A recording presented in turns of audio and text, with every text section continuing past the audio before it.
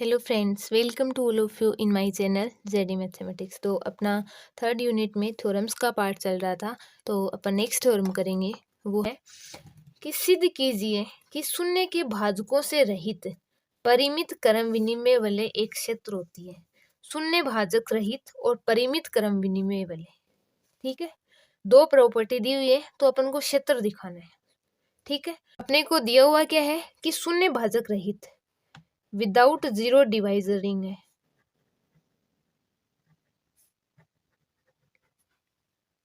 तो अपने को क्या दिया हुआ है कि जो विदाउट जीरो डिवाइजर और फाइनाइट कम्यूटेटिव रिंग परिमित क्रम विनिमय वाले, ये दो प्रॉपर्टी हैं। इसका मतलब वो रिंग है वो फील्ड बनाएगी, है ना। और इसका एक और थ्योरम के रूप में भी आता है, वो ये आता है कि प्रत्येक परिमित पूर्णांकीय प्रांत एक क्षेत्र होता है। इसमें क्या बोल रहे हैं कि फाइनाइट इंटीग्रल डोमेन। देखो, अपन ने प्रूव किया था कि प्रत्येक इंटीग्रल डोमेन है वो क्षेत्र नहीं बनाता, लेकिन परिमित है। अगर इंटीग्रल डोमेन अगर परिमित है तो वो क्षेत्र बनाते हैं, ठीक है। तो इसमें अपन कैसे करेंगे वो देखते हैं। तो इसमें कैसे करेंगे कि अपना देखो, या तो ये ले लो, या कई बार तो ऐसे ऊपर वाली देखो, एक ये पहले जो दिखा दी मैंने, इस प्रकार के में इस रूप में भी आ सकती है और इस रूप में भी आ सकती है। जिस रूप में भी आए तो तो सबसे पहले तो जो दिया हुआ है वो लिखना है भाई। अगर ये आए तो गिवन दैट अपने को ये लिखना है, वरना अपने को आर है वो एक फाइनाइट इंटीग्रल डोमेन परिमित पूर्णांक के प्रांत लेके चलनी है। तो परिमित पूर्णांक के प्रांत है, इसका मतलब उसमें कम्यूटेटिविटी भी है और विदाउट जीरो डिवाइजर रिंग भी है वो, और उसमें अपनी आइडेंटिटी भी विद्यमान है।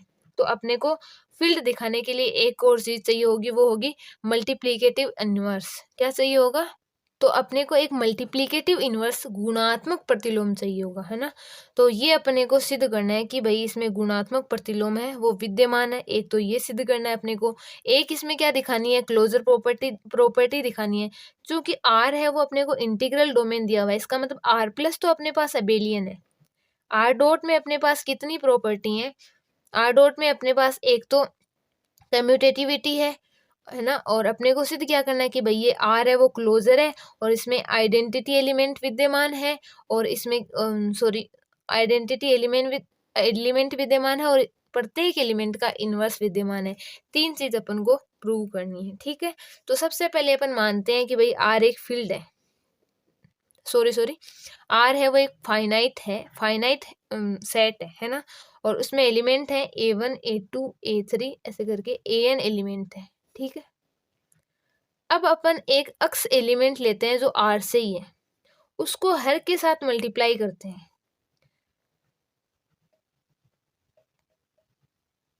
तो अपन को क्या करना है कि भाई ये भी आर बन रहा है, ये अपन को बताना है ना। तो ये आर बन रहा है, इसका मतलब इसमें एन एलिमेंट होने चाहिए। इसलिए अपन को क्या सिद्ध करना, ये तो अपन मान के चले थे कि भाई ये एन एलिमेंट है और ये सब अलग अलग हैं। अब अगर इसमें से एक अक्स लिया और इससे ये अगर फिर से आर बन रहा है, क्योंकि आर तो बनेगा क्योंकि उसमें क्लोजर प्रॉपर्टी से, इसलिए क्लोजर के लिए अपन को ये क्या सिद्ध करना होगा कि ये सारे के सारे अलग है और एन एलिमेंट है, इसलिए क्लोजर हो जाएगा, है ना।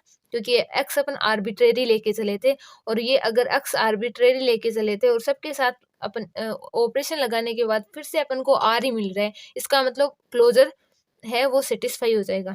तो अपन को सिद्ध करेंगे कि ये इनमें कोई भी दो एलिमेंट बराबर नहीं है। इसके लिए अपन क्या करते हैं, इसका उल्टा मानते हैं कि यदि संभव हो तो मानना कि इसके कोई दो एलिमेंट a की power i x is equal to a की पावर j x बराबर है, जबकि a की पावर i a की पावर j के बराबर नहीं है। अब अपन यहाँ पे क्या करेंगे कि माइनस कर देंगे a की power i x minus a की पावर जे एक्स, ए की पावर जे एक्स माइनस ए की पावर जे एक्स। यहाँ पे अपने को सीधा इधर ऐसे नहीं लेके जाते कि भाई इधर प्लस है इधर लेके गए माइनस, नहीं, इसमें दोनों तरफ ऑपरेशन लगाना होता है। ये तो जीरो बन जाएगा अपना, और यहाँ पे ये देखो ये अपना ए की पावर आई माइनस ए की पावर जे एक्स, ये गुणन योग पर गुणन बंटन लगा दिया अपन ने, और ये अपना जीरो हो गया।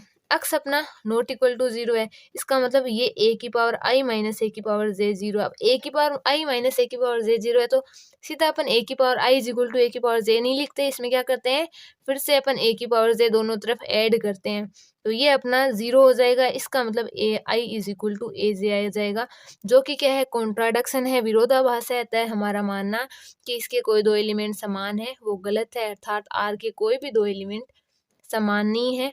अतः R में भिन्न भिन्न n एलिमेंट हैं, अतः R में क्लोजर प्रॉपर्टी सेटिस्फाई होती है। ठीक है, उसके बाद अपन क्या करेंगे, उसके बाद अपन मानेंगे कि एक अक्स बिलोंग टू R के लिए एक AL इस प्रकार एग्जिस्ट करता है कि AL अक्स है वो अक्स ही मिलता है अपन को। अगर और इसमें अपने को देखो कम्यूटेटिव प्रॉपर्टी दी हुई है, अगर AL अक्स है इसका मतलब अक्स AL भी अक्स होगा। ठीक है, ये अपन मान के चल रहे हैं।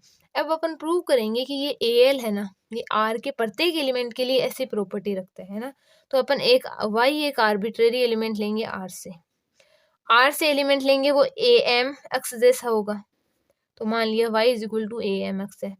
अब अपन ALY is equal to YAL लिख सकते हैं या नहीं लिख सकते, कम्यूटेटिव प्रॉपर्टी से लिख सकते हैं।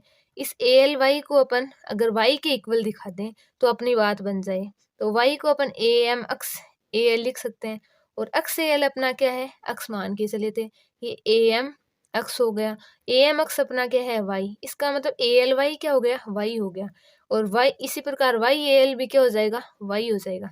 और ये अपनी इसको एक बार देखो, यहाँ पे AL एक ऐसा एलिमेंट है जिसको किसी भी एलिमेंट R के किसी भी एलिमेंट के साथ जब अपन ऑपरेशन करेंगे तो अपन को वो ही एलिमेंट वापस दे देता है, ये AL। इसका मतलब क्या हो गया, AL है वो एक आइडेंटिटी एलिमेंट है, अतः अपन बोल देंगे कि आइडेंटिटी एलिमेंट है वो विद्यमान है। अब अपन को क्या दिखाना रह गया, इनवर्स दिखाना रह गया, तो इनवर्स के लिए क्या बोलेंगे, क्योंकि 1 है वो R से आ रहा है, इसका मतलब यहाँ पे एक के है, एक इस प्रकार से 1 है वो R से आ रहा है, इसका मतलब कि कोई भी अक्स है उसके लिए एक के जरूर होगा ताकि वो 1 आए, है ना। क्यों, क्योंकि R 1 में आ रहा है, इसका मतलब दो एलिमेंट के ऑपरेशन से ही तो आ रहा है, तो एक के जरूर एग्जिस्ट करेगा। और ये अक्स अपन आर्बिट्रेरी ले रहे हैं, अर्थात R के प्रत्येक एलिमेंट का इनवर्स अपने पास जरूर विद्यमान होगा, तब अपन बोल देंगे कि R का इनवर्स भी विद्यमान है। इसकी थ्योरी है वो ये है। और ये नोट्स आपको अगर PDF फॉर्म में चाहिए हो तो डिस्क्रिप्शन में नंबर दिए हुए हैं, आप व्हाट्सएप पे मैसेज कर दीजिएगा, मैं PDF फॉर्म में आपको ये अवेलेबल करवा दूंगी। ठीक है, ये थ्योरी है।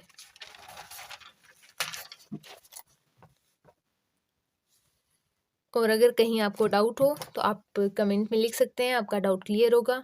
Okay, thank you, have a nice day. अगर वीडियो अच्छा लगा हो तो please like, share and subscribe.